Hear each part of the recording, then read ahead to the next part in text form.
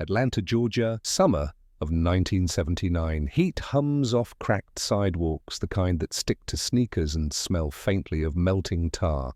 Street lights flicker to life before dusk, weak halos trying to hold back the coming dark.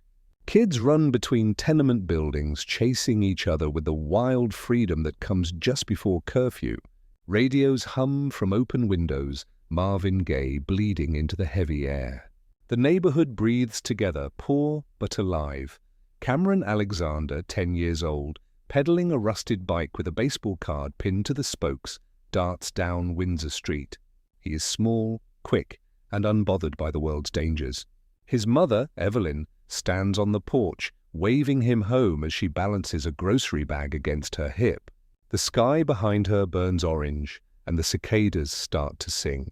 Cameron circles once more around the block. He likes the sound of his tires on the cracked pavement, likes to see the lights come on in the houses like slow, sleepy eyes. He tells himself he will head home soon, but not yet. Not before one more loop around the corner store, past the church with the broken steeple, past the man selling bootleg tapes from the trunk of his car. A police siren wails somewhere distant, more tired than urgent.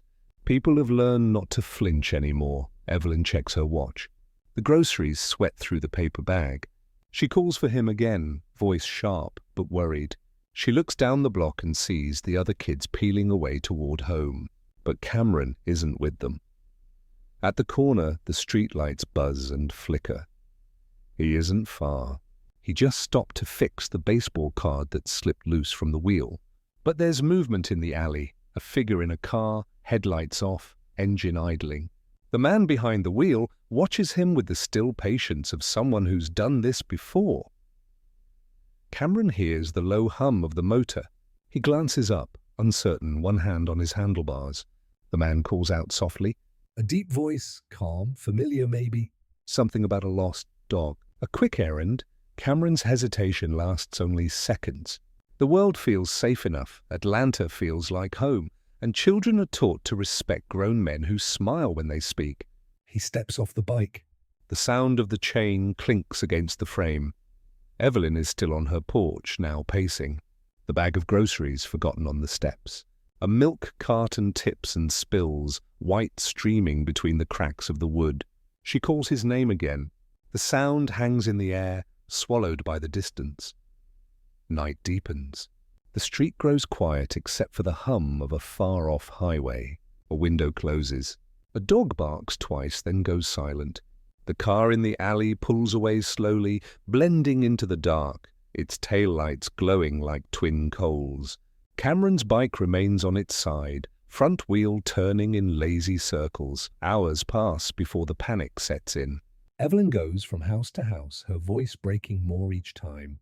The neighbors help search, flashlights cutting through overgrown yards and empty lots. They call his name into the stillness, and the stillness gives nothing back. By midnight, police cars crawl down Windsor Street, their red-blue lights spinning against the peeling paint of every front porch. Reporters arrive next, the smell of coffee and cigarettes heavy in the air. A detective in a rumpled shirt scribbles notes while a camera flashes behind him. He mutters something about a runaway, about kids that age going off with friends. But Evelyn knows better. She remembers his small backpack still hanging by the door, the shoes he promised to clean, the half-finished sandwich on the kitchen counter. Her world tilts on its axis as realization seeps in. This is not a misunderstanding.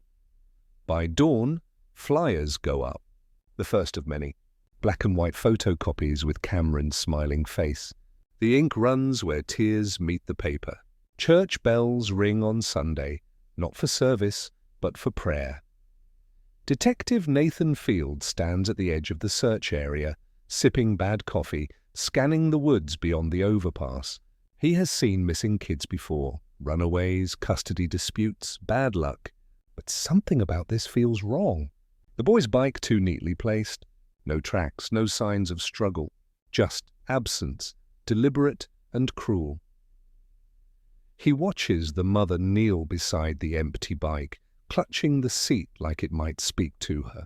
The sun creeps higher, painting the world in gold that feels undeserved.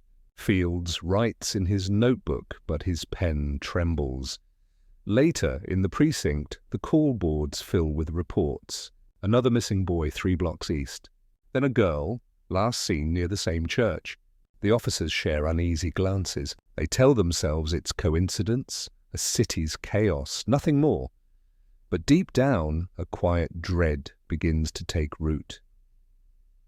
In the neighborhoods, whispers travel faster than facts. They say a stranger is cruising the streets, that the devil himself is taking children. Others blame gangs, others blame the cops. Fear spreads like a fever. Mothers start walking their kids to school in groups, gripping their hands tight even when they squirm. Fathers leave for work early but come home earlier, checking locks twice before bed. And, somewhere in Atlanta, a car door closes softly. A child cries once, then stops. The city doesn't yet know it's standing at the edge of something terrible, a storm that will swallow 2 years, 29 young lives and the fragile trust between a people and their protectors. For now all they know is that a boy went riding one evening and never came back. The vanishing becomes a ghost story before sunrise. A mother's scream echoes through an open window, and the city of Atlanta exhales. The first of many sleepless nights.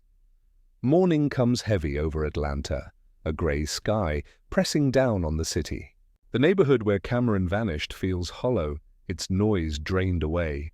The air tastes of metal and rain that never arrives. On the street corners, people gather in small knots, their voices low, uncertain, as if words themselves could bring more danger. The corner store opens late, the church doors stay unlocked. Children who once ran through these blocks now walk in pairs, their laughter replaced by the rhythm of cautious footsteps. Detective Nathan Fields drives down Windsor Street again, his unmarked car slow, windows half open to the humid air. He watches the faces on porches, the curtains twitching as he passes. Every parent looks the same now, tired, hollow-eyed, waiting for something that never comes. He stops near the alley where Cameron's bike was found. The chalk outline of the bicycle remains, faint but visible. The wheel had been placed upright, which bothers him more than anything. It speaks of calm, of someone who had time, who wanted to be neat. Across the street, reporters swarm like flies. One of them shouts questions through the window. Fields keeps his eyes forward. He doesn't trust the press. They don't care about the truth, only the panic. Panic sells papers. He drives off toward the precinct, radio crackling beside him.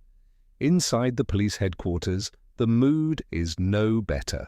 The chief stands before a whiteboard filled with photos, most of them of smiling faces now gone. 2 more disappearances overnight, both boys, both from the same cluster of neighborhoods on the south side. The room smells of stale coffee and sweat. Someone mutters about a serial offender, but another voice snaps back that the city can't afford that headline. Fields listens, arms crossed. He's been a detective for 15 years, long enough to know when something festers under the surface. He thinks of the mothers, the fathers, the endless calls. He thinks of Cameron's bike, too still in that alley. He knows they're already behind. Outside the precinct, the city begins to pulse with a nervous rhythm. Flyers plaster telephone poles and bus stops. Churches turn into volunteer centers. Pastors preach safety and patience, but their eyes betray fear. Local radio hosts discuss curfews, warning parents not to let their children walk alone. On every block, porch lights burn through the night. Evelyn Alexander stands among other mothers at a meeting in the church basement. Folding chairs scrape against the floor, the air thick with grief and mistrust. Some women pray softly, heads bowed, while others shout over the hum of the fans. They demand answers, why the police are so slow, why the news stations seem indifferent.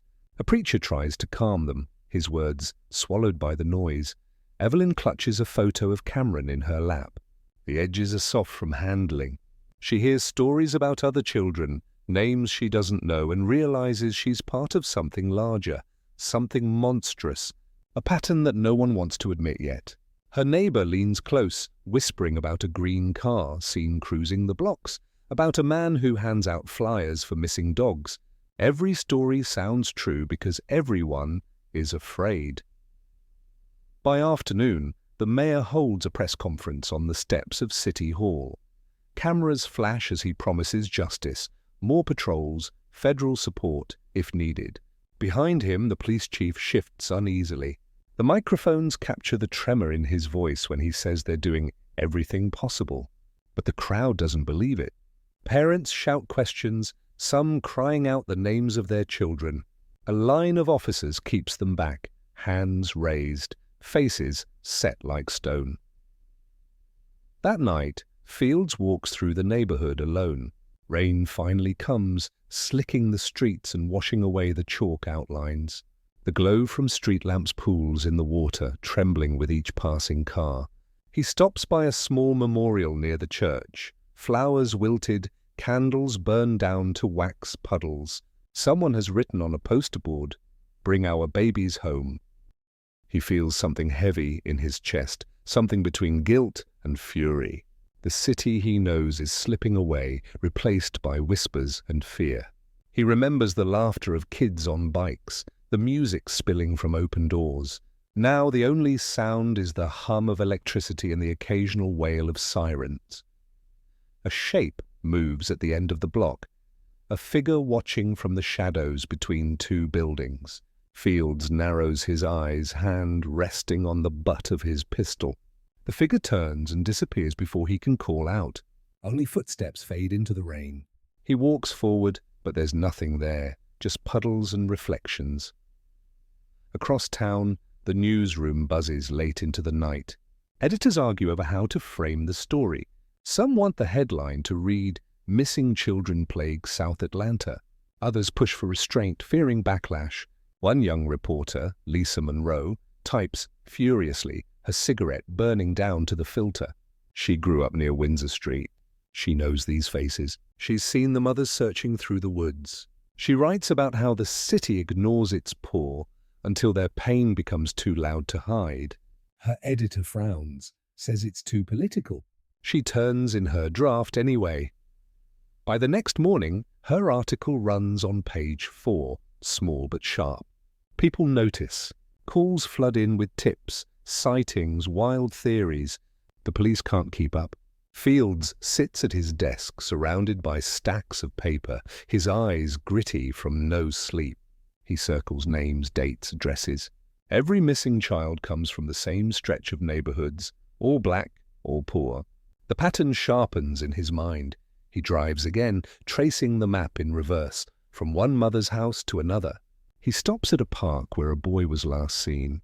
The swings move slightly in the wind, chains squeaking. A shoe lies near the sandbox, half buried. No one has touched it. A car slows behind him. A dark sedan, tinted windows, unfamiliar. It lingers, then rolls on.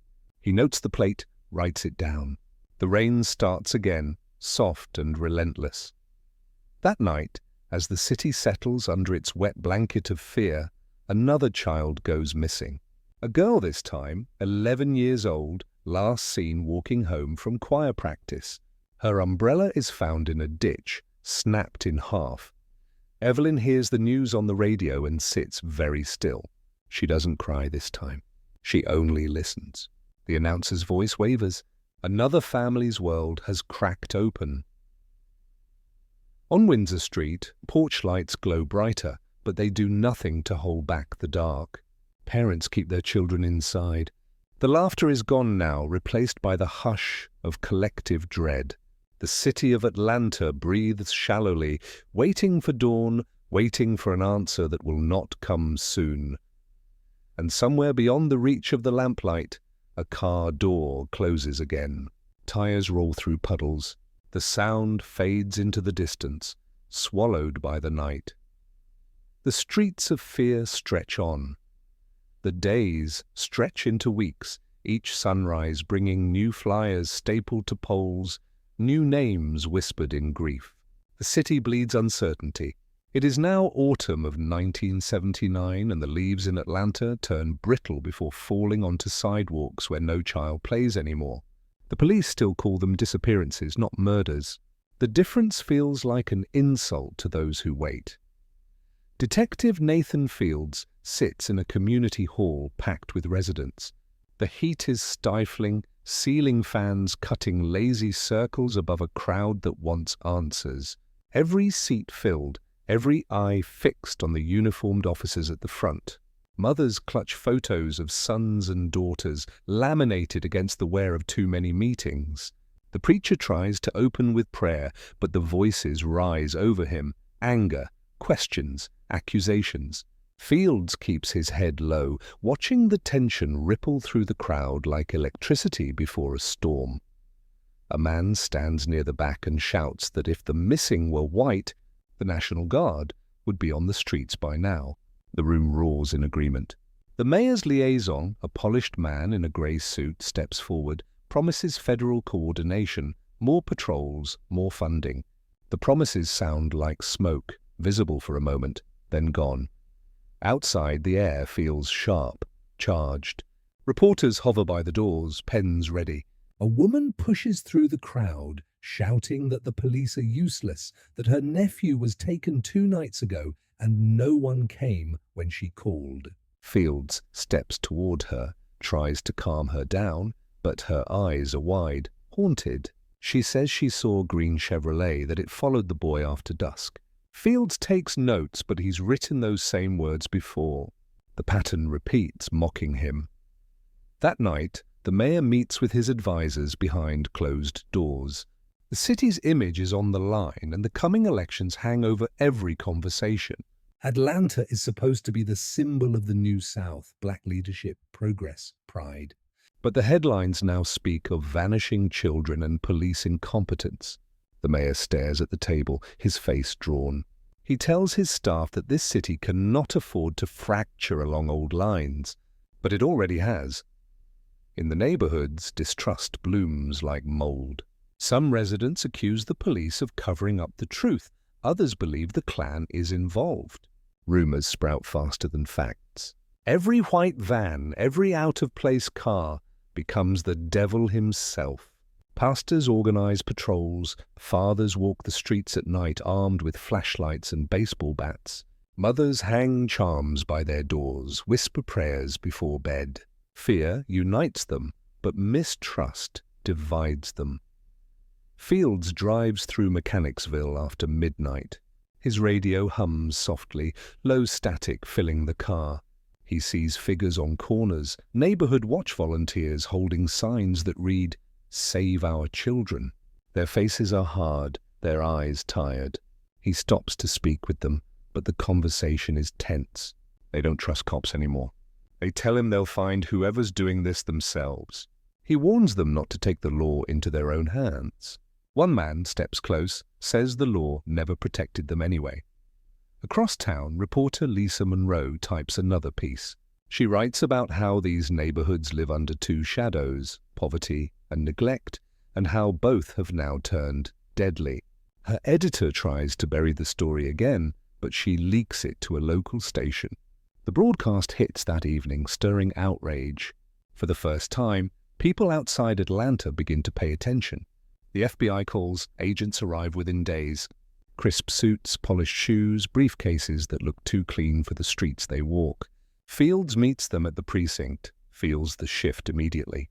The Bureau brings resources, but also arrogance. They want to take over. They question his methods, his reports. They talk about behavioral profiles, about patterns of movement, about statistical modeling. He listens, jaw tight. None of their charts will tell him what it feels like to look into a mother's eyes when her child is gone. Outside the city's limits, the Chattahoochee River runs wide and slow, its surface reflecting the grey of the sky. One morning, fishermen find something tangled near the shore, a small body. Then another, a week later. The press calls it confirmation. The police call it tragedy. The community calls it proof. Funerals follow in quiet procession. Choirs sing through tears. The city's grief takes shape in sound, gospel rising from church windows, sirens cutting through night air. The mayor stands at one of the services, hat in hand, but the people barely look at him. They are tired of faces that appear only when cameras do. At the police station, Fields spreads photos across his desk. Names, dates, ages. Boys and girls, all between 9 and 14. He draws lines between locations, schools, bus routes. It forms a shape on the map that no one else seems to see, an invisible circle tightening around the same set of streets. He leans back, rubs his eyes. Lisa Monroe's latest article sits folded beside him. It calls the case what the city won't, the work of a serial killer. He knows she's right. But saying it out loud would bring panic, would shatter whatever fragile control remains. Outside, protesters gather on the steps of City Hall. Signs wave, "Justice for our children, stop the silence." Police form a line at the entrance.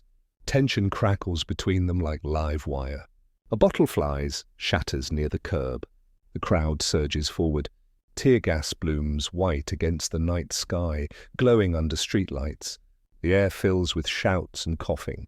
Fields watches from a distance, feeling the line between law and chaos blur. That night, he drives past the same block where Cameron disappeared. The houses are dark now, windows boarded, families moved away. The city feels smaller somehow, suffocating. On his passenger seat lies a list of names, each one a promise unkept. He turns on the radio, hears a preacher speaking. The man's voice is calm, steady, talking about faith and endurance, about how darkness cannot drown the light forever. Fields listens until the static takes over. He parks near the river, the one place that seems honest in its silence. A police scanner crackles from the dashboard. Another report, another missing child. The words settle into the air like ash. He doesn't move. He stares at the water instead, black and endless, swallowing the reflection of the city lights. Behind him, the skyline glows faintly through the mist. The city divided, black and white, rich and poor, power and pain, still calls itself united, but no one believes it anymore. Atlanta stands as a symbol of progress while its children vanish into the night. And in that contradiction, the killer walks free, unseen, feeding on the chaos he's created. The city breathes. Fractured, but alive, its heartbeat faint. Uncertain, echoing through empty streets. Rain sweeps across the city again, soft but relentless, as if the sky itself mourns. The precinct windows blur with it, muting the red and blue flashes of distant sirens. Detective Nathan Fields sits at his desk, surrounded by files that seem to multiply each morning. His tie is loosened, his shirt creased. The clock on the wall ticks too loud, a metronome for exhaustion. The task force now fills an entire floor of the building. The FBI has set up their own space down the hall, complete with equipment that looks like it belongs in another century. Charts, maps, photographs. Lines drawn in marker connecting names, faces, streets. Every new report feels heavier than the last. Agent Frank Porter leads the bureau team. He's precise, tall, with the clipped tone of someone who has learned to hide empathy behind procedure. Fields doesn't like him. He doesn't like how Porter talks about victimology as if these kids are case studies instead of lives. But Porter gets results, or at least he believes he will. They stand side by side in the briefing room as the projector hums. The screen glows with mugshots and school portraits. Porter speaks in clean sentences. Male suspect. Black. Mid-20s to 30s. Possibly local. Knows the neighborhoods. May offer jobs or favors to gain trust. Fields looks around the room. Some officers take notes. Others stare blankly, worn thin. He thinks of the parents he's spoken to, of the fear in their eyes, and wonders if this man in a suit has ever been inside one of those homes. When the meeting ends, Fields lingers, staring at the photos. 20 faces now, 20 lives. Porter joins him, coffee in hand. He says they'll need to start focusing surveillance on bridges and rivers. He says the killer might be disposing of bodies from a vehicle at night. Fields nods. He's already thought of that. Later, they drive together through the south side in silence. Porter taps his pen against the window glass, eyes scanning the rain-streaked streets. He's from out of town, Boston or somewhere colder, and he carries that distance with him. The neighborhoods pass by like ghosts. Fields speaks finally, says the people here don't trust cops anymore, let alone the FBI. Porter replies that trust isn't their job. He says catching the man is. The words feel clinical, detached. They stop near an underpass along the South River. The air smells of rust and damp earth. Porter steps out, coat collar turned up, flashlight cutting through the mist. The water moves slow below them, carrying secrets. They find tire marks on the dirt shoulder, fresh. Fields kneels to look, fingers tracing the tread. It's wide, heavy, maybe from a van. Porter takes photos, his flash briefly illuminating the darkness. A train passes overhead, rattling the bridge, drowning their thoughts in metal thunder. When it's gone, silence returns, thicker than before. Back at the precinct, the phones ring non-stop. Another missing child, another press conference to prepare. The mayor wants progress, the community demands answers, and the media wants blood. Fields flips through reports until words blur. His partner, Detective Harris, drops a file on his desk. Patterns of phone calls, all from payphones near the same intersections, each reporting a strange vehicle, always after dusk. They visit one of those spots, a stretch of road near Capitol Avenue. The streetlights flicker, one out completely. Kids used to play here. Now it's empty except for a few stray dogs. They stand in silence for a while. Harris lights a cigarette, smoke curling upward. Fields thinks about his own son, 12 years old, living with his mother across town. He hasn't seen him in weeks. Every time he tries to visit, something comes up, a lead, a meeting, another body. He wonders if his boy is afraid too. At midnight, he returns to the precinct. The halls echo with the shuffle of tired feet. Porter is still there, hunched over a desk, listening to a recording. Fields approaches. Porter gestures for quiet. The tape hisses softly, then a faint sound, something like splashing water, then static. Porter rewinds, plays it again. It's from a call traced to a payphone by the river, same night one of the bodies was found. Porter says they might have something. He looks alive for the first time. Fields listens again, leaning close. Beneath the hiss, there's a faint, rhythmic hum, an engine idling. A vehicle, maybe. They send the tape to analysis. Days pass. The report comes back, consistent with a late-model station wagon or van. Not much, but something. Meanwhile, the bodies keep coming, each discovery more brutal, each funeral quieter than the last. The newspapers no longer name them all, there are too many. Lisa Monroe writes another story, this one titled The Children We Failed. It circulates widely, stirs outrage, forces another federal briefing. The task force expands again. The press begins calling it the Atlanta child murders. The words hang heavy, formalizing a nightmare. In the briefing room, the team reviews aerial photos of bridges, rivers, industrial lots. Fields marks a few spots that feel wrong. Gut instinct honed by years of walking crime scenes. Porter nods, assigns surveillance teams. That night, Fields sits in his car by one of the bridges. Rain falls again, steady and cold. The city glows faintly beyond the tree line. He watches the road, counting headlights. Hours pass. Nothing. Just darkness and the hum of crickets. Then, faintly, the sound of a vehicle approaching. Headlights appear over the hill, a dark van moving slow, too slow. Fields sits up, heart quickening. The van stops on the bridge, engine idling. No one gets out. He reaches for the radio, whispers a call for backup. The rain drums louder. A door creaks open. Something drops into the water with a muted splash. The van pulls away, tail lights fading into the night. Fields guns the engine, tires screeching on wet pavement. He follows, headlights cutting through mist. But the van vanishes into the maze of back streets. No plate, no description, just the memory of red lights and rain. By dawn, the task force gathers at the river. Divers wade in, reporters arrive before results do. When the body surfaces, the crowd falls silent. Fields turns away, eyes burning. He hears Porter behind him say that at least now they have a pattern. Fields mutters that a pattern won't bring a child home.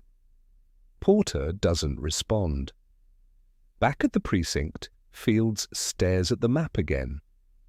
Red pins cluster like blood drops. His reflection in the window looks older, worn down by grief he can't name. He takes a deep breath, writes 2 words on the bottom of the map. Still here. It's not a declaration. It's a promise. To himself, to the children, to a city that's forgetting how to hope. Atlanta, winter, 1980. The cold sets deep into the bones of the city. Breath fogs in the air, and the Chattahoochee glistens under a thin layer of frost. The streets that once sang with the sounds of children are silent now, replaced by the low hum of patrol cars and the murmurs of restless neighbors peering through curtains. The city that once believed this nightmare would end now accepts that it's only begun. Detective Nathan Fields hasn't slept in 2 days. His office smells of burnt coffee and damp paper. Files crowd his desk, the walls behind him plastered with maps dotted in red. The pins form a shape now, something that loops through the same districts, between Ashby Street, Mechanicsville, and Capitol Avenue. The radius tightens around a single cluster of blocks near a small industrial zone. Fields traces it again with his finger, trying to see what no one else has seen. Agent Frank Porter enters, a folder under his arm, his expression unreadable. He says they've received another call, another witness report about a van parked near the elementary school the night before. Fields doesn't react. He's heard the same thing 100 times, each report as vague as the last. Still, he asks for the details. Porter reads them off without emotion. Green Chevy, dented fender, seen twice in the same spot, engine running. Fields exhales, slow. He knows this pattern, not just from this case, but from every predator he's ever hunted. Routine is the killer's shadow, invisible but precise. He writes it down, adds it to the board. Porter tells him the mayor is furious that the FBI director himself wants daily updates now. Fields doesn't care about politics, he cares about the 24 names on his wall and the 25th that will come any day now. Outside, snow begins to fall, light and slow. Atlanta isn't built for cold like this. The streets freeze in patches, cars slide through intersections. Kids stay inside, but the fear doesn't. It lingers like fog. At the church on Windsor, a meeting gathers again. The same faces, more tired now, more brittle. Evelyn Alexander sits near the front, her son's photo pinned to her coat. The pastor's voice is soft as he prays, but his eyes hold the same question that sits in every heart in that room. How much longer? Parents trade stories, sightings, theories. Some say the killer must live nearby. Others whisper of something darker, conspiracies that twist through the community like vines. Lisa Monroe sits in the back, notebook open, pencil racing across the page. She's no longer just a reporter, she's become the chronicler of their pain. She writes what no one else dares to say, that these children are dying because no one with power truly cares. She looks up, meets Evelyn's gaze for a brief moment. Two women from different worlds, bound by loss and defiance. Across town, the task force expands again. New detectives, new analysts, new red tape. The corridors echo with typewriters and the low murmur of voices. Porter runs briefings twice a day now. He's convinced the killer uses the rivers and bridges to dispose of bodies, but Fields suspects something else. Someone who blends in, someone who walks these streets unseen because he belongs to them. They drive through the neighborhoods at dusk. Streetlights glow amber through the mist. A group of children walks together, heads down, their breath visible in the cold. Their mothers wait on porches, eyes tracking every movement until they disappear inside. Porter talks about patterns again, age range, abduction sites, drop zones. He lists them like numbers on a ledger. Fields interrupts, says the killer isn't random, that he's calculating, targeting, choosing kids who trust easily, who know him somehow. Porter dismisses it, says killers don't need familiarity, they just need opportunity. Fields doesn't argue. He knows instinct is all that's left when logic fails. At midnight, a call comes in from the morgue. Another body pulled from the river. The coroner says the cause of death is consistent with strangulation. Same fibers found on the wrists and collar as before. Fields drives there alone, headlights cutting through fog. The morgue sits on the edge of the industrial zone, a squat building that smells of bleach and winter. Inside, the coroner pulls back the sheet. A boy, small about 10, the same marks around his neck, the same faint bruises on the wrists. Fields stares, expression hollow. The coroner says it's the same type of fiber again. Green nylon, the kind used in car upholstery. Fields exhales, hands on his knees. It's not much, but it's something. He drives to the bridge where they found the boy. The city lights reflect off the water, turning it into a broken mirror. He leans against the railing, breath visible in the cold air. He thinks of Cameron, of every child after. He whispers a promise under his breath, that he'll end this, whatever it takes. The next morning, he walks into the precinct, carrying a cup of coffee gone cold. He slams a file onto the table during the task force meeting. He points at the board, the map, the fibers, the bridges. He says it's all connected, the same material, the same drop zones, the same timing between abductions. He says the killer isn't acting alone. Maybe he has help, maybe someone who knows when patrols shift. The room goes silent. Porter watches him, expression tight. He says it's reckless to speculate. Fields doesn't care. He says reckless is what this city's been from the start, ignoring the warning signs until the ground split open. The chief ends the meeting early, but later, Porter corners Fields in the hallway, his voice low, controlled. He tells him to be careful what he suggests. He says the department doesn't need more division, not now. Fields walks away without replying. Outside, the snow has turned to slush. A grey drizzle falls over the city, melting what little beauty winter offered. The streets are lined with candles from vigils, some burned out, some still flickering. Lisa Monroe's latest story hits the morning papers. The headline reads, "Pattern of death, what the police won't admit." It spreads fast. People talk. Fear becomes fury. Radio hosts debate corruption, incompetence, racism. The city feels like a drum tightening, ready to split. By nightfall, crowds gather again at City Hall, chanting the children's names. Officers stand in formation, shields up. The tension tastes metallic. Fields drives past the scene, eyes on the lights flashing across the wet pavement. He turns onto the road that runs along the river. He slows, scans the bridges, the edges of the water. His headlights catch something, a shape, small, near the embankment. He stops the car, steps out. It's a bicycle, half submerged in mud. He kneels, brushing away the dirt, fingers trembling. The same make as before, the same rusted chain. Another ghost from the same nightmare. He stands there for a long time, the sound of the river filling the silence. The pattern has fully formed now, carved into the city's bones. And somewhere beyond the reach of the headlights, the killer watches, patient as ever. Night presses down heavy on Atlanta, thick and airless.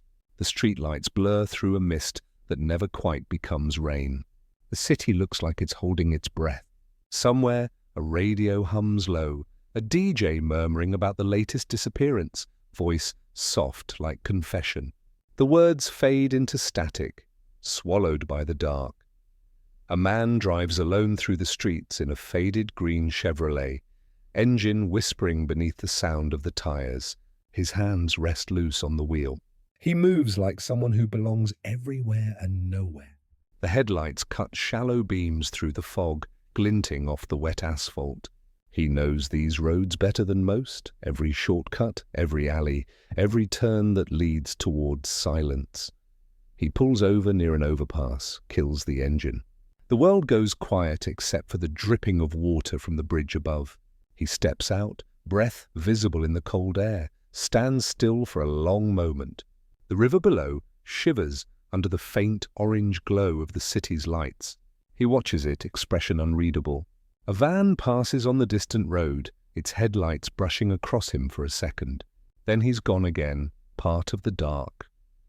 Across the city, Detective Nathan Fields dreams of rivers. He wakes before dawn, drenched in sweat, the sound of rushing water echoing in his ears. He sits at the edge of his bed, head in hands. The radio on his nightstand murmurs the weather report, calm and detached. He hasn't been home much lately, and the apartment feels hollow, stripped of life. He thinks of calling his son, then decides against it. There's nothing to say that won't sound like apology. He returns to the precinct before sunrise. The building hums faintly with life, phones ringing, typewriters clacking, tired voices trading updates. Porter is already there, reviewing photographs, his eyes bloodshot from sleepless nights. A new case file sits on the desk between them. Another child, same profile. Same fibre. The walls close in a little tighter.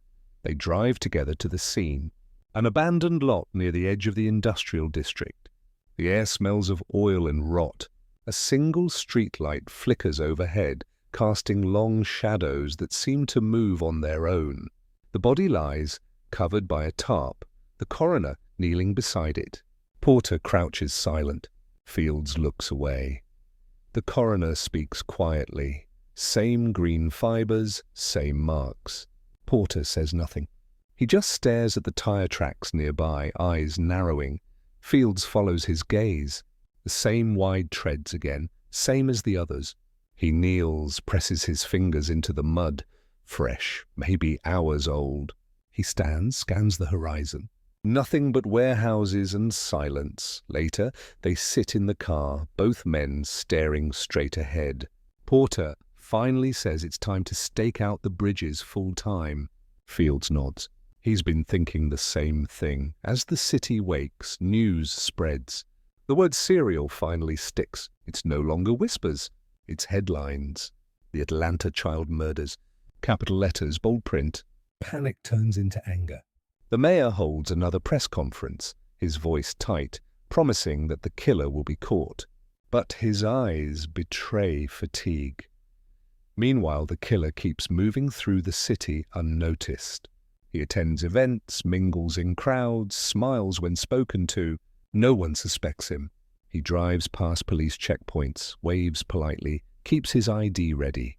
His car hums softly under his hand, familiar as pulse. At night, he records things. Voices on a small tape deck, snippets of radio chatter, the sound of water slapping against concrete. He listens to them later, alone in his apartment, replaying them until they blend together. A song only he understands. Lisa Monroe writes another article. This one doesn't make the papers. The editor kills it before print.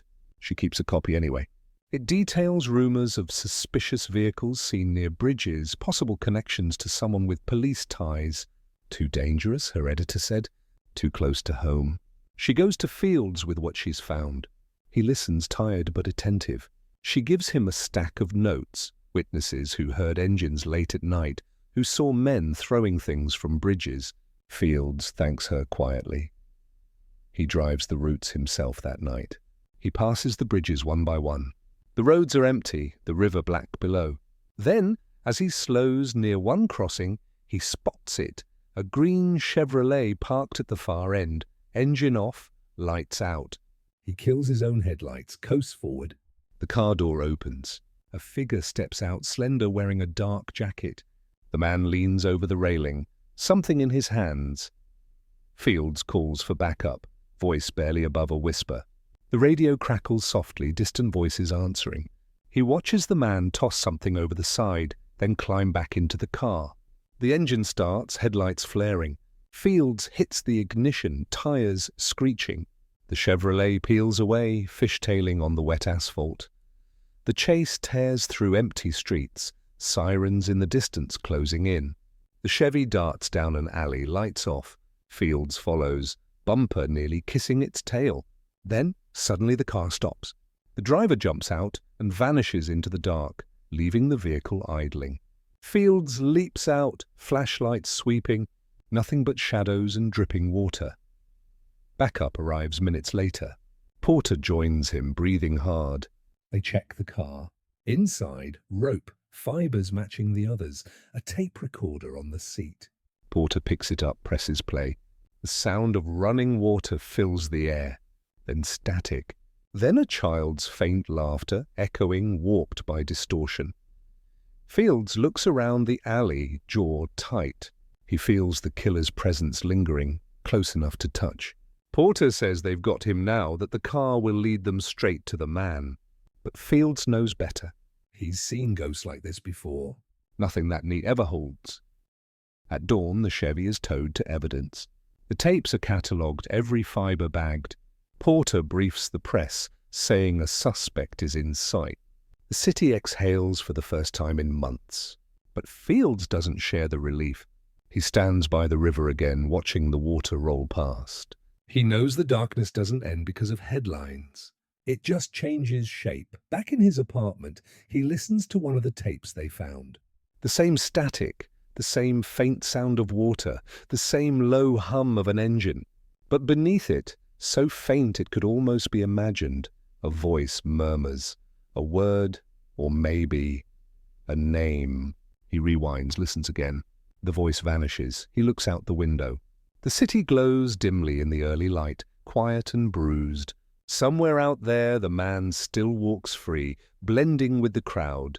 The killer's shadow stretches across every corner now. Rivers, churches, schoolyards, bridges. Fields shuts off the tape and closes his eyes. He can feel the city watching him back. The hunt has only begun. The sun rises pale over Atlanta, casting a weak glow over buildings that look older than their years. The storm that should have ended feels suspended, waiting. Inside City Hall, the mayor's office hums with tension. Assistants shuffle papers, reporters linger in the hallway, the air thick with the smell of stale coffee and sweat. Behind closed doors, voices clash, sharp, hushed, furious. Mayor Maynard Jackson sits at the head of a long conference table. His expression is carved from stone, but his hands tremble slightly as he adjusts his glasses. Across from him sit Chief of Police Thomas Hall, FBI agent Frank Porter, and a cluster of city officials. The blinds are half drawn, light slanting across the polished wood. The meeting begins without pleasantries. The mayor demands progress. Porter responds with statistics, surveillance hours logged, fibers matched, cars traced. The chief interrupts, saying the FBI's involvement has only complicated things. Porter fires back that without federal oversight, the case would be colder than the river they keep pulling bodies from. The argument spirals. Jackson cuts through it with a voice that doesn't rise but carries weight. He says the city is on the edge. Every headline, every new disappearance tears at the fabric they've spent years building. He says Atlanta can't afford this kind of fear, not economically, not politically, not racially. The words hang in the air.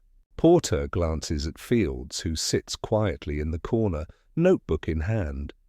Fields finally speaks, his tone steady but rough. He says the killer knows the city's patterns, patrol shifts, neighborhood rhythms, even the press schedule. Someone this careful doesn't slip by accident. The room falls silent. The mayor leans forward, eyes narrow.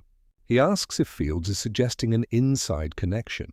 Fields doesn't answer directly. He says only that trust is a currency this case has already spent. The mayor ends the meeting with clipped words. Do whatever it takes, but make it end. Outside, reporters swarm the steps. Cameras flash, microphones thrust forward. The officials say nothing. Porter pushes through the crowd, Fields following close behind. The noise fades as they reach the car. Inside, Porter slams the door, mutters that politicians will bury them all before the killer does. Fields doesn't reply. He stares out the window, the city rolling past, murals fading on brick walls, playgrounds empty, windows nailed shut. At the precinct, the atmosphere is no better. Desks cluttered with files, the air heavy with tension. Detectives snap at each other, tempers fraying. The phone rings constantly. Half the calls are tips, half are threats. Someone has started phoning in confessions, each faker than the last. Every dead end feels like a personal failure. That evening, Fields receives an unmarked envelope slipped under his office door. Inside, 3 photographs. Grainy, black and white. Each shows a child near a bus stop, time-stamped only hours before their disappearance. In one, a car appears in the background, a green Chevrolet, partially obscured. The 4th photo, folded separately, shows the same car parked outside a warehouse on the south side. No return address, no note. He takes it straight to Porter. They examine it under the desk lamp. The detail is faint, but enough. Porter says they'll send it to the lab. Fields says they won't have time. He grabs his coat and keys. They drive to the location that night. The warehouse looms like a carcass, windows shattered, roof sagging. The air smells of rust and oil. Their flashlights sweep across graffiti and broken pallets. The silence hums. Then, from somewhere deeper inside, a faint sound, a door creaking, a footstep. Fields motions for Porter to cut the light. They move quietly down the corridor, boots echoing. A rat scurries past. The sound comes again, metal against metal. They reach the end of the hallway and find an open door leading to the riverbank behind the building. Footprints in the mud. Tire tracks leading away, Porter curses under his breath. They follow the tracks until they vanish near the road. Too late again, back at the precinct, dawn creeping in, the chief is waiting. He's furious. Says the mayor's office called 3 times demanding updates. Says the media's got hold of the story about the photographs. Fields slams his report on the desk, says they were this close. The chief cuts him off, says no one cares how close they get until there's an arrest. Porter and Fields leave the room without another word. Later, Lisa Monroe finds Fields sitting outside the courthouse steps, coffee gone cold in his hand. She sits beside him without asking. The street below buzzes with morning traffic, but here it feels still. She says she heard about the warehouse. Fields doesn't look at her. He says the higher-ups are strangling the case, turning it into a game of appearances. She asks him if he believes they'll catch the man. He says he believes they'll try, but belief doesn't fill graves. Lisa takes out her notebook, hesitates. Then she tells him something, rumors that one of the city's contractors, a man tied to the police radio maintenance, owns a green Chevrolet. Fields looks up sharp now. She says it might be nothing, but it fits too neatly to ignore.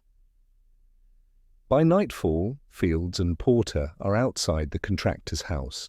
Modest, tidy, lights off. A station wagon sits in the driveway covered in frost. The plate matches the partial from one of the witnesses. They move closer, careful. No movement inside. Porter whispers that they should wait for a warrant. Fields ignores him. He moves toward the back window, peers in. Inside, the living room looks ordinary. Magazines on a table, a TV against the wall, a framed photo of a man shaking hands with a police officer. Then, in the corner, a stack of boxes. Rope, fabric, plastic bags. Fields feels the air thicken. He steps back. The front door opens suddenly. A man stands in the doorway, eyes wide. For a heartbeat, no one moves. Then Porter raises his badge. The man bolts. Chaos erupts. Footsteps pounding, shouts echoing. The man leaps a fence, vanishes into the woods behind the house. They chase, flashlights slicing through the dark. Branches whip their faces, the ground slick underfoot. Porter stumbles. Fields presses on, lungs burning. He hears the man ahead, heavy breathing, snapping twigs. Then nothing. Just silence and the river's low whisper beyond the trees. He reaches the bank, flashlight trembling. No one there. Just footprints leading into the water, then gone. He stands there, chest heaving, the city's skyline faint in the distance. Porter catches up, gasping, cursing. Fields says quietly that the man went into the water. Porter shakes his head, says no one survives that current, but Fields isn't so sure. They drive back in silence. The radio crackles with news reports, mayor denying rumors of corruption, police urging calm. The city above them pretends control, but Fields can feel it, pressure pressing down from every direction, cracking the ground beneath their feet. And somewhere out there, the killer breathes the same air, listening to the same broadcast, smiling in the dark. A week passes after the chase by the river. The city sinks deeper into itself, the winter air sharp enough to cut. Reporters fill the streets again, voices trembling under umbrellas as they speak into cameras. Each newscast bleeds into the next, every story ending with the same ache. No arrest, no answers, just another family grieving behind drawn curtains. Detective Nathan Fields hasn't gone home in 3 days. He sleeps in his car, coffee cups piling on the dashboard, notes scattered across the seats. The case has crawled into his bones. He wakes each morning in half-darkness, not sure if it's dawn or memory that rouses him. This morning begins with a call from the precinct. A boy has been found wandering near the edge of the industrial zone, barefoot, clothes torn, alive. By the time Fields arrives at the hospital, the hallway outside the emergency ward is already crowded, nurses whispering, reporters held back by security, flashbulbs bleeding through the windows. The boy sits on a gurney, blanket wrapped around his shoulders, eyes unfocused. He looks maybe 10, maybe 11, though fear has made him smaller. Fields stands in the doorway, taking him in. The boy's name is Anthony Reese, missing 48 hours, found disoriented near the South River, claiming he was taken by a man in a dark car. The details come in fragments. Porter joins him, eyes narrowed. They exchange no words. Inside the room, the boy's mother holds his hand. Her face is streaked with tears but steady, her voice a low hum of comfort. The doctor says the boy's vitals are stable, no major injuries, just cold, hungry, exhausted. Fields kneels beside the bed, speaking softly, careful not to scare him. The boy looks at him, eyes wide, searching for something that isn't fear. Bit by bit, the story spills out. The man had promised to show him a new job at a music studio, said he could make a few dollars helping with boxes. He'd smiled, kind, familiar even. He'd driven a dark green car. The boy remembers the smell of cigarettes and cheap cologne. He remembers the hum of the radio, static between gospel and news. Then darkness. He woke in a room that smelled of oil and wet wood, a single light bulb hanging overhead. He heard the river nearby, faint but constant. The man spoke sometimes, calm and deliberate, as if explaining something only he understood. Then one night the door was left unlocked. The boy ran. He ran until his legs gave out. Fields listens in silence, jaw tightening with every word. Porter asks questions in his clipped, methodical way, but the boy's focus remains on Fields. He says the man wore gloves, that his voice sounded like someone who read from a book. He says he never saw his face clearly, but he heard him humming a tune, soft and low. Fields asks what kind of tune. The boy hums it back, shaky at first, then clearer. Fields feels a chill climb up his spine. He's heard that melody before, from one of the tapes found in the suspect's car. He steps into the hallway, heart hammering. Porter follows. They stand there, neither speaking for a moment. Then Porter says they need to move now. Fields nods, already reaching for his coat. They drive straight to the evidence room. The technician cues up the recovered tape, volume low. The sound fills the air. Faint water, static, and then the same tune, soft and off-key, looping again and again. Fields leans closer, eyes narrowing. Beneath the melody, another sound. Barely there, like someone breathing close to the microphone. He asks the technician to isolate it, filter the noise. After a few moments, the faintest whisper surfaces. An address, muffled but real. Porter grabs the notepad, scribbles it down. An abandoned building on the outskirts near a forgotten rail yard. They go at once, lights off, tires whispering over wet asphalt. The neighborhood is desolate. Warehouses, rusted fences, the smell of iron in the air. Fields kills the engine a block away. The wind carries a hollow moan through the empty lot. They move in slow. Flashlights sweep over graffiti, broken bottles, the shells of machines long dead. Then from somewhere inside, that sound again, humming, faint but familiar. The same tune. Fields freezes. Porter gestures left. They split, circling through narrow corridors until they meet again at a half-collapsed doorway. The humming stops. Silence thick as fog. Fields steps through first. The flashlight beam cuts across a small room, empty except for an old mattress, ropes, and a wall lined with newspaper clippings. Each clipping features the same headline, Missing Child. Dates stretch back 2 years. On the floor, a tape recorder sits next to a chair. The light blinks red. Still recording. Fields bends down, presses stop. The tape inside is labeled with a single word, Voices. Porter scans the room, jaw tight. He says whoever this man is, he's been documenting everything. Fields looks at the walls. The neat arrangement of clippings, the careful handwriting in the margins. Notes about times, streets, radio frequencies. It's not madness, it's obsession. Then, the sound of a door slamming somewhere deeper in the building. Both men draw their weapons, flashlights cutting through dust.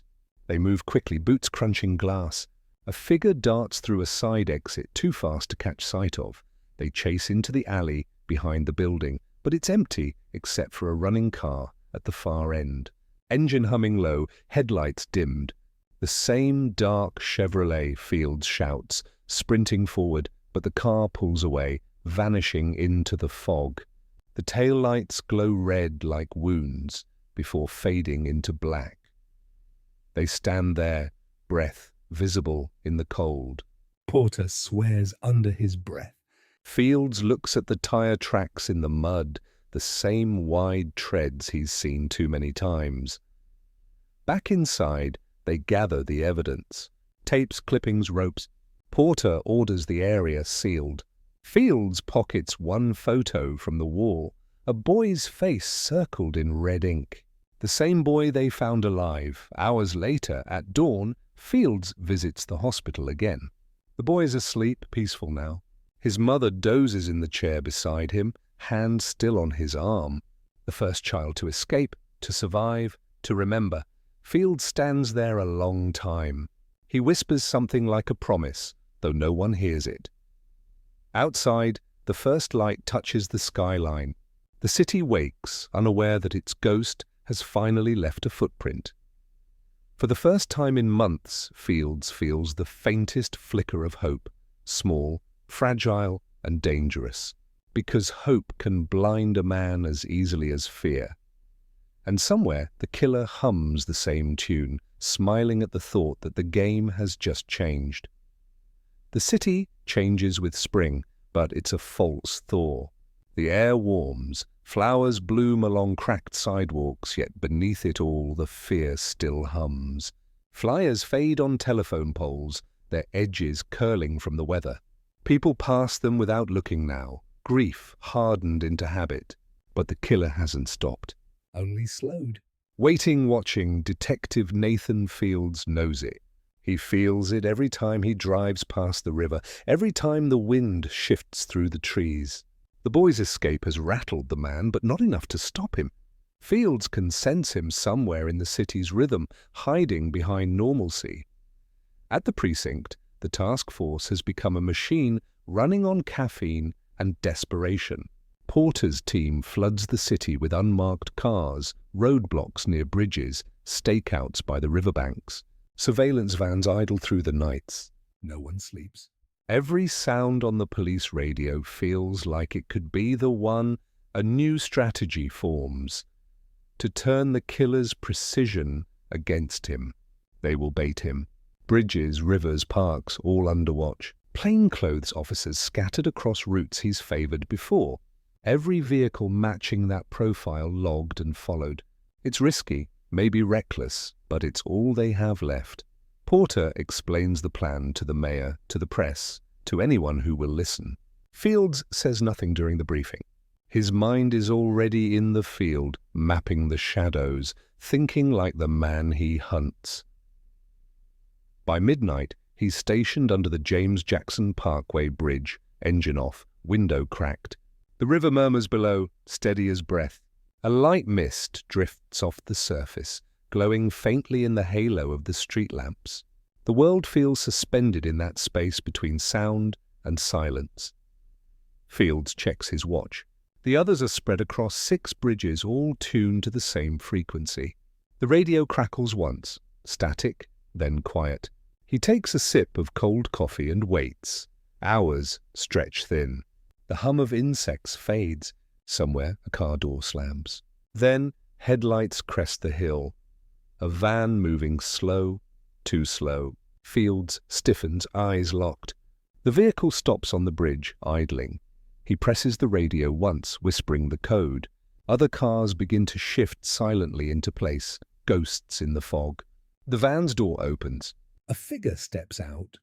Tall, lean, the same shape that's haunted the edges of his vision for months. The man leans over the guardrail, movements deliberate, calm. He holds something heavy in his hands. Fields feels his pulse in his throat. He opens his door quietly, steps out into the damp air. Then from the radio, a burst of feedback, a voice too loud. The man freezes, turns his head. Fields curses under his breath, breaks into a sprint. The figure drops what he's holding, a weighted bag, and bolts toward the car. Engines roar to life. The van lurches forward, tires spinning. Fields dives into his car, hits the ignition. The chase explodes through the night, headlights slicing through fog, sirens wailing somewhere behind.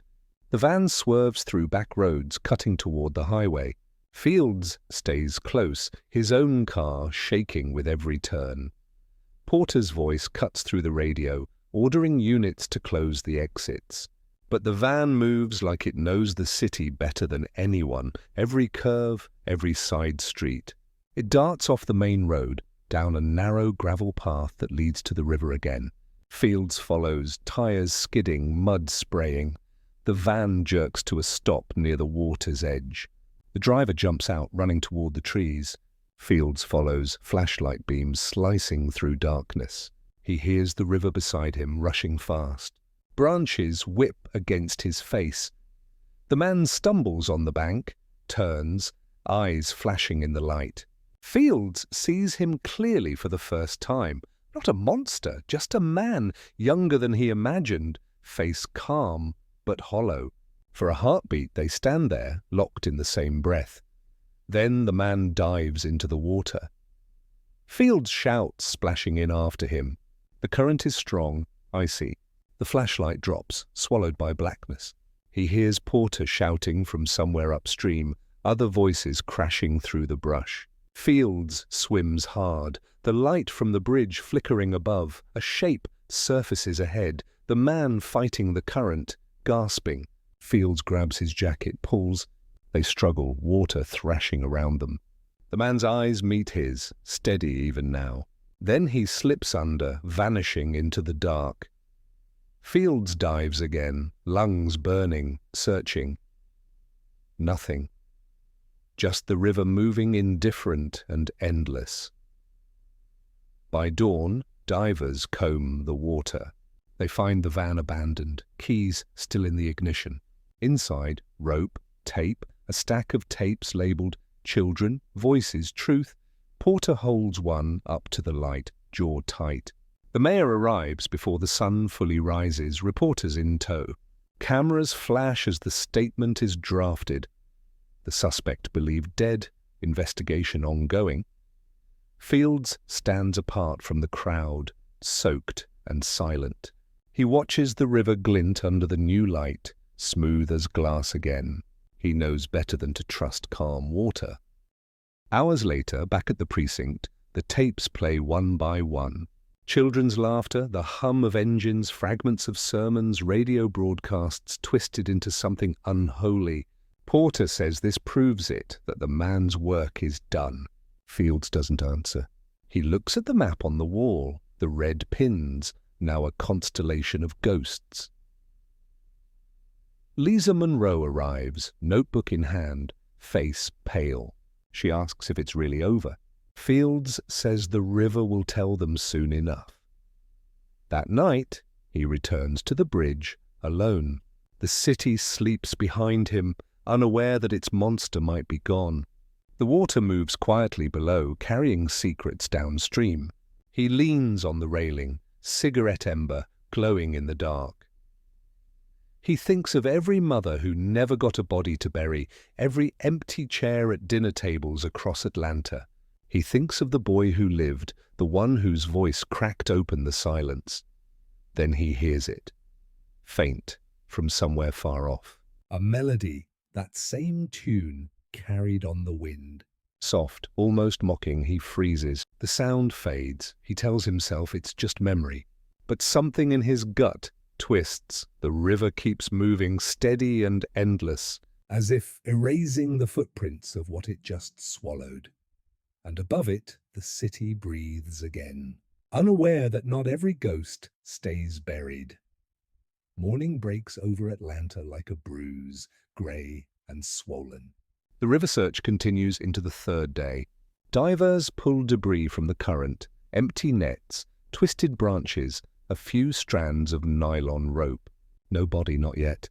Still, the headlines move faster than facts ever could. Suspect believed dead in river chase. City breathes, sigh of relief. Detective Nathan Fields reads those words and feels nothing. Relief doesn't come easy when all that remains is maybe. He sits in his car outside the precinct, engine off, cigarette burning down to ash. His reflection in the windshield looks like someone he doesn't know anymore. Behind him, the city hums with false calm. Buses running again, children walking to school, laughter starting to creep back into the streets. The fear hasn't vanished. It's just wearing a new face. Inside the precinct, the mood has shifted. Reporters fill the lobby. The phones don't stop. The chief struts through the hall with his chin high, shaking hands with councilmen and reporters. The FBI has already packed half their equipment, their presence now ceremonial. Frank Porter stands near the evidence table, arms crossed, face unreadable. They've found something new. Fields joins him. On the table sits a damp wallet recovered from the riverbank early that morning. Inside, an ID, Wayne Bertram Williams, age 23. Music promoter, local, lived alone. Drove a green Chevrolet station wagon. Porter says the van matches the suspect's vehicle from the chase. The fibers from his home match those on the victims. The rope, the tape, the tapes. Everything lines up too cleanly. Fields studies the photograph on the ID. The man's eyes stare straight ahead, calm and confident. He feels an unease he can't name. Porter says they'll confirm DNA once they find the body, but Fields already knows how this story will end. With or without a corpse, the city needs someone to blame. By noon, the mayor gives his statement. The press gathers on the steps of City Hall, microphones glinting under the pale sun. He announces that the suspect has been identified, that justice has been served, that Atlanta can finally begin to heal. Applause breaks through the crowd. People cry, embrace, lift photos of their children to the sky, as if returning their souls to the light. Lisa Monroe watches from the edge, notebook in hand, jaw tight. She's not cheering. She knows the danger of neat endings.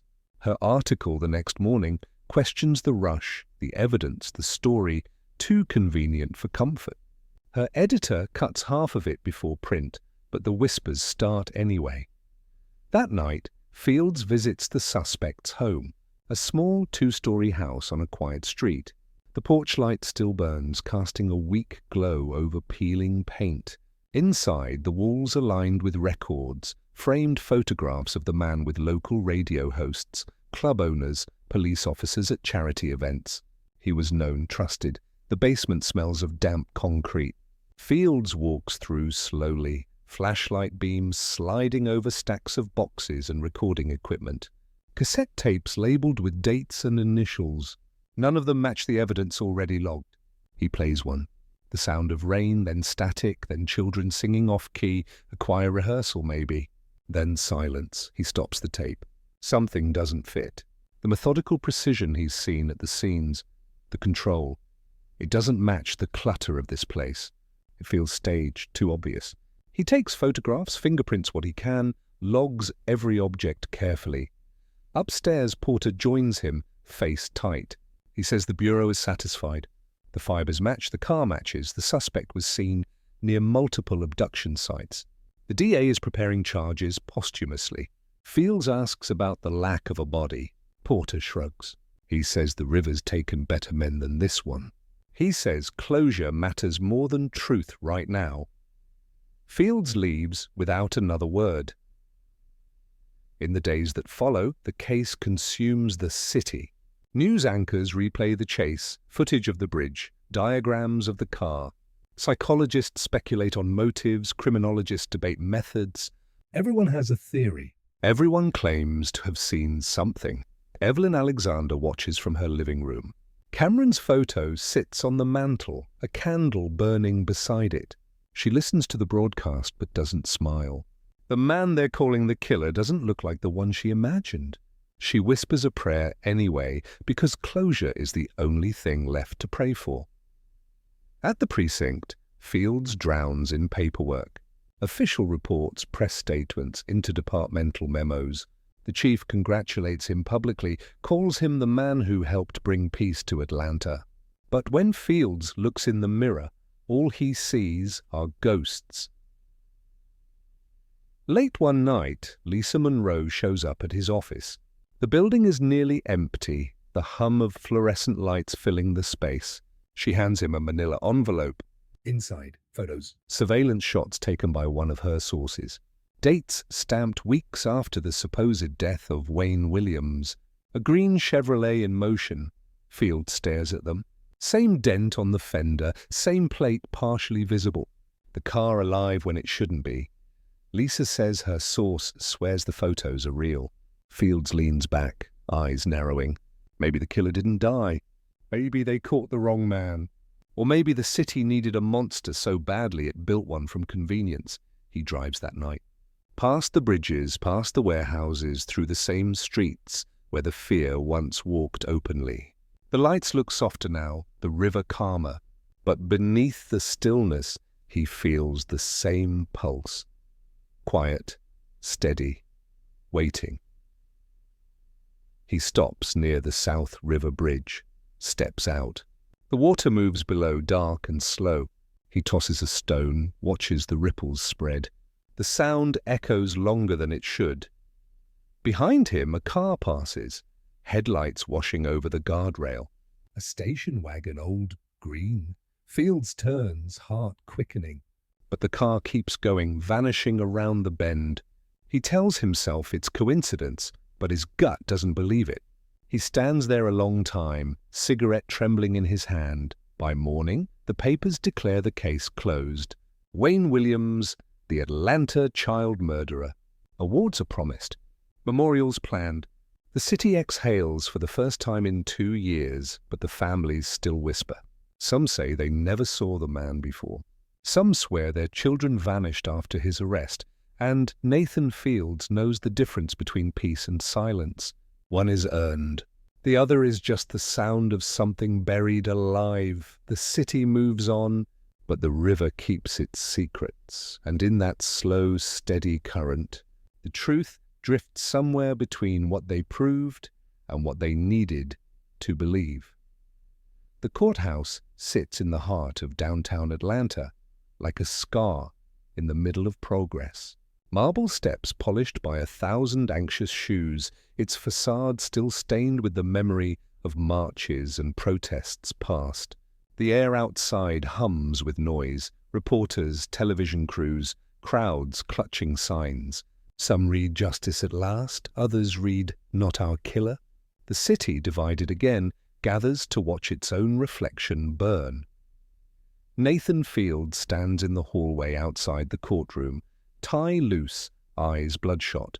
It's been months since the chase by the river, months since the supposed death that turned into an arrest, then into a trial. Wayne Williams sits inside that courtroom now, alive, real, defiant. The body never surfaced, yet somehow the story did.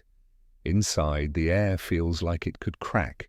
The hum of whispers, the soft shuffle of papers, the steady gaze of 100 eyes. The judge presides with a measured calm that feels almost cruel. The prosecution speaks first, methodical, composed. They talk about fibers, about hairs, about the car that became a symbol of dread. They show photos of the bridges, of the rope, of the faces lost to the river. Every word builds a wall around the man in the defendant's chair.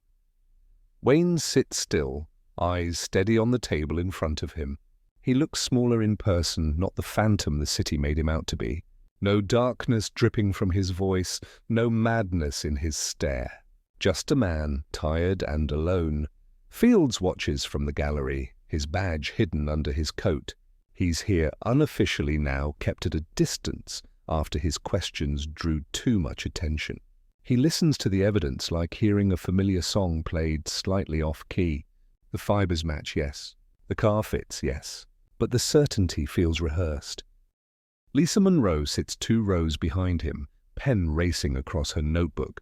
She's writing everything, the tone of the jurors, the slant of the prosecutor's voice, the moment when the mother of one of the victims breaks down on the stand.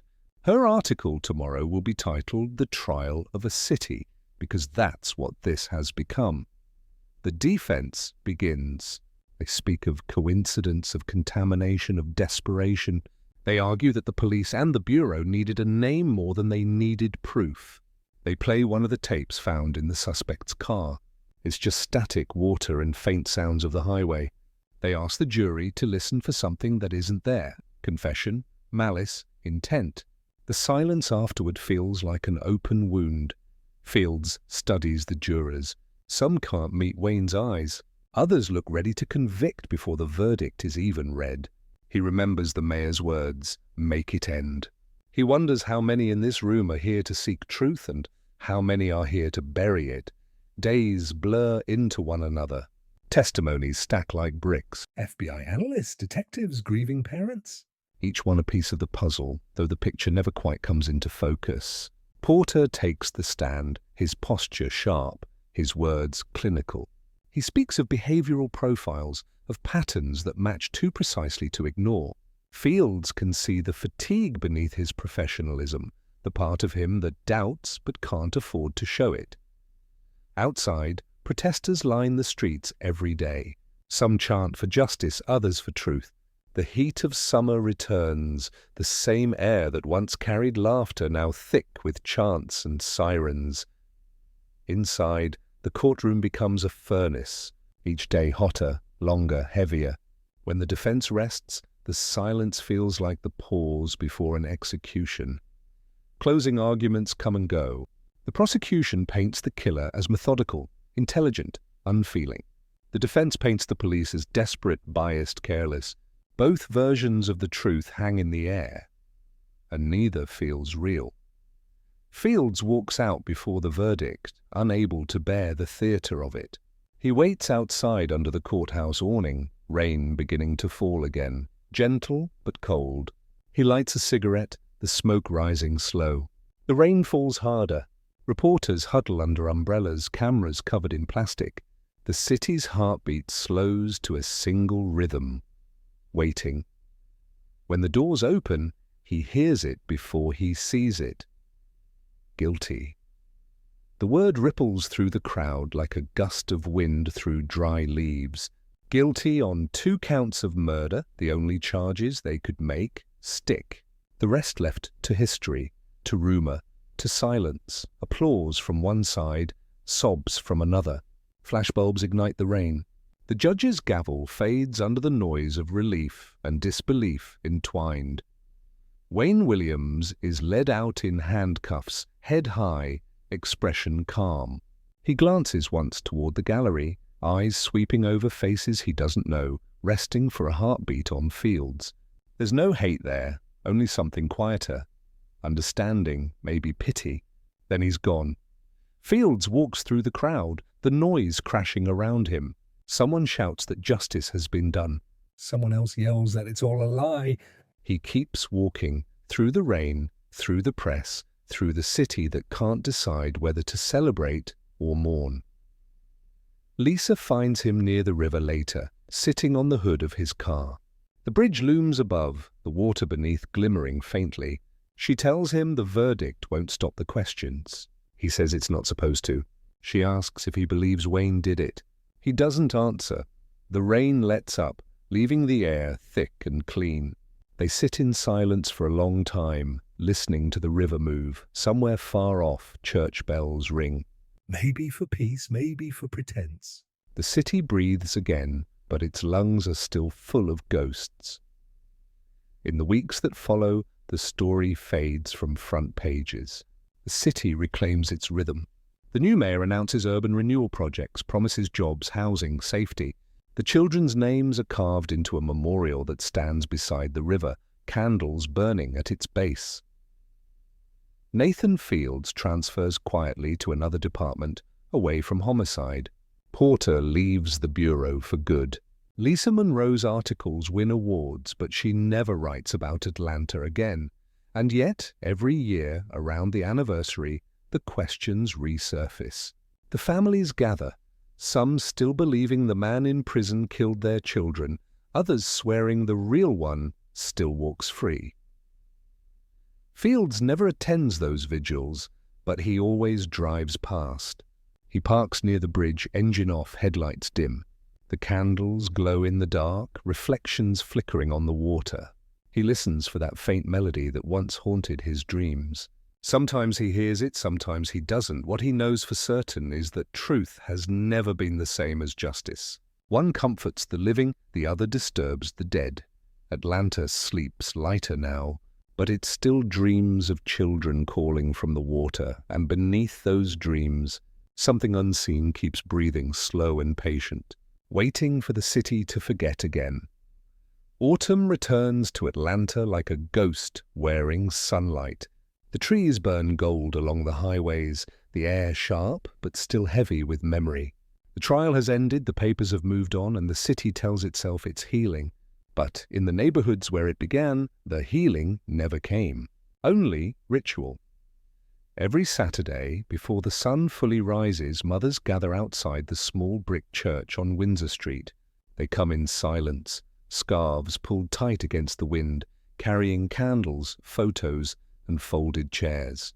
They move like a single current, slow and certain, drawn by gravity stronger than grief. Evelyn Alexander stands near the steps, her son's picture pressed against her chest. The photo has faded now, the edges soft, but his smile remains. The the same one that used to flash when he rode that rusted bike down the block. She sets her candle in the line of others along the rail, flame trembling in the breeze. Beside her, another mother hums softly, a gospel tune that never made the radio, just a prayer set to rhythm. The others join, their voices low, rough, beautiful in their pain. The sound drifts through the morning fog, up the street, into the quiet houses still sleeping. Detective Nathan Fields stands at a distance, leaning against his car. He comes every year but never joins, his coat collar turned up, hat pulled low. He watches them like a man who carries both guilt and reverence. The department doesn't talk about the case anymore. To the city, it's history. To him, it's unfinished work, stitched into his blood. He hasn't spoken to Porter in months. Last he heard, the man moved north, started teaching criminology, telling students about patterns and monsters. Lisa Monroe sent one final postcard from New York, a newspaper clipping folded inside. Another city, another missing child, another headline that feels too familiar. Fields keeps it in his desk drawer, unopened now because knowing doesn't make it stop. Evelyn lights her candle last.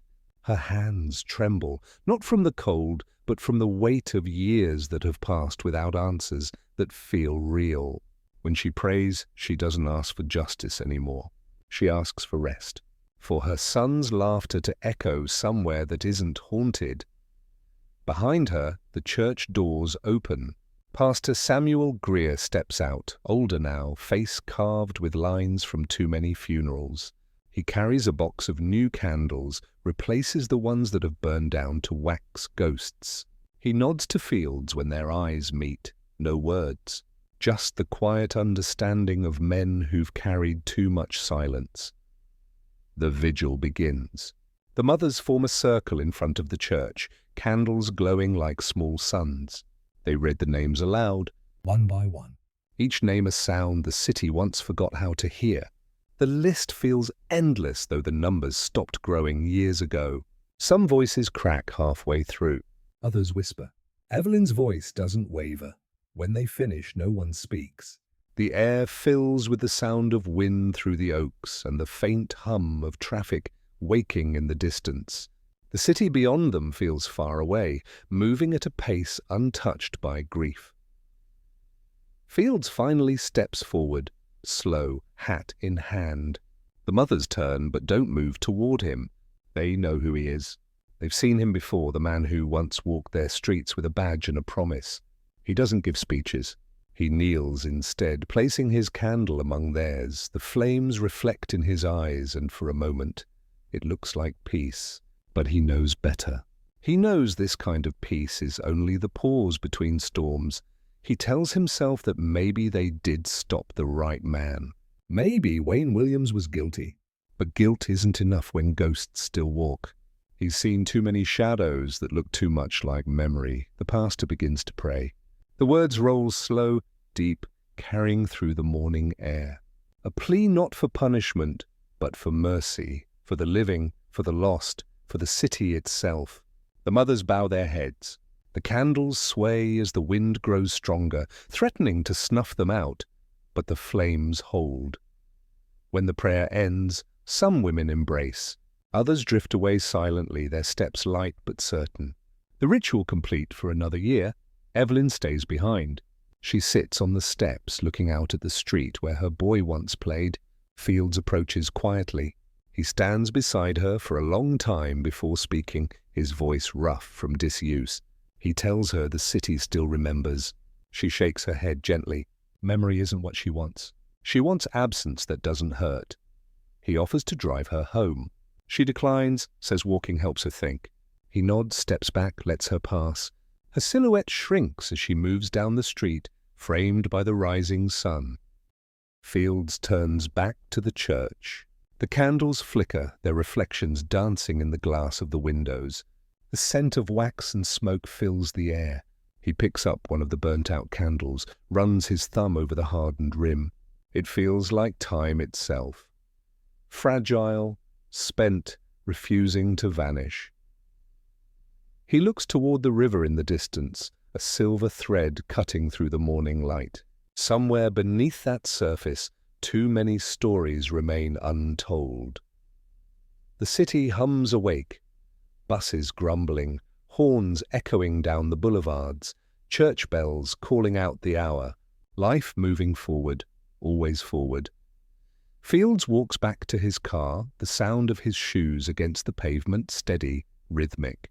He drives past the neighborhoods where it all began. Some of the old houses are gone, replaced by new brick and clean lawns. The ghosts are harder to see now, but he knows they're still there, folded into the soil. He stops once more at the memorial by the river. The plaques shimmer under the morning light, each name etched deep into metal that will outlast everyone who remembers them. Fresh flowers rest at the base. He stands there for a long while, the breeze cold against his face. He thinks of Evelyn's steady voice, the choir of mothers, the tune that once haunted him in the dark. He hums it softly now, slower, quieter, until it fades into the sound of the river. The vigil ends, but the waiting never does. The city breathes, pretending the air is lighter. But in certain corners, under bridges, near empty lots where children once played, the silence still holds its breath, and above it all, the candles flicker against the morning, refusing to go out. Years pass. Atlanta changes its skin again. New highways slice through old neighborhoods. Glass towers rise where brick once stood. The skyline gleams with progress, but beneath the polish lies the same heartbeat. Slow, uneven, still carrying the pulse of what came before. The past here never dies. It just hides in plain sight. A playground stands on Windsor Street now, bright and clean, swings creaking in the morning breeze. Children laugh again, their voices sharp and alive, cutting through the air like the sound of redemption. The parents sit on benches nearby, watching closely but smiling anyway. They've learned to live with the shadow, to let sunlight win for a while. Down the block, the old church remains. The brick is darker, the windows newer, but the foundation is the same. On the wall inside, a mural stretches from floor to ceiling. Faces of children, painted with gold halos that shimmer when light passes through the stained glass. Every year new flowers appear at the base. No one says who leaves them. Nathan Fields walks through the churchyard one late afternoon, older now, hair greying at the temples, eyes softer but heavier. He moves slowly, cane in hand, the years etched into the lines of his face. Retirement came quietly, without ceremony.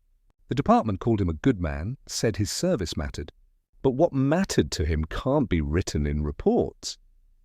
He stops at the mural, looks up at the faces. Cameron Alexander's is near the top, the smile captured forever in paint. Fields stands there until the choir inside starts to rehearse. The voices rise raw and strong, the sound threading through open windows into the street. The song isn't about grief anymore. It's about endurance. He leaves the church and walks down toward the river. The city is louder now, traffic, construction, life, but he hears only the water. The memorial by the bank has grown. Bronze plaques gleam in the low sun. The air smells of rain and magnolia. A few candles still burn, even though the vigil ended days ago. Fields sits on the same bench where he used to stand watch during the investigations. The river moves slow, unbothered, carrying years downstream. He takes out a folded newspaper clipping, edges worn soft from handling. It's one of Lisa Monroe's final pieces before she left Atlanta for good. Justice and Memory, the city that tried to forget. He reads the lines again, though he's memorized them by now. She wrote that justice can't breathe without truth, and truth can't live without remembering. That the city might build monuments, but the ghosts don't rest until someone listens. He looks out across the water. The bridge still stands above, its steel ribs humming faintly with traffic. He thinks about the night the suspect vanished, about the chase, the splash, the silence, about how certainty came too easily after that, about how every closed case file is really just a question that time grows tired of asking. He lights a cigarette, though the doctor told him to stop years ago. Smoke drifts into the damp air, curling like mist. He exhales slowly. Somewhere in the distance, a train passes. The same low, trembling sound that used to mark the hours of his stakeouts. For a moment, he's back there again, younger, chasing headlights through fog, heart pounding against the dashboard. Then a sound. Faint, almost lost under the noise of the city. A melody, a hum. That same tune, soft as breath, carried on the wind from somewhere across the river. Fields freezes. The cigarette trembles between his fingers. The melody fades, returns, fades again. He tells himself it's nothing, just his mind filling in silence with ghosts. But still he listens. He stands, moving toward the edge of the bank. The river's surface ripples gently.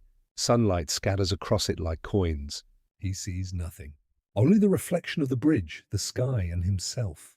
The hum returns one last time, clear now, rising through the sound of water before vanishing completely. He closes his eyes. The years unwind for a heartbeat. The faces return, the mothers, the children, the nights spent tracing maps of sorrow across the city. He feels the same ache he felt then, but softer now, threaded with something like grace.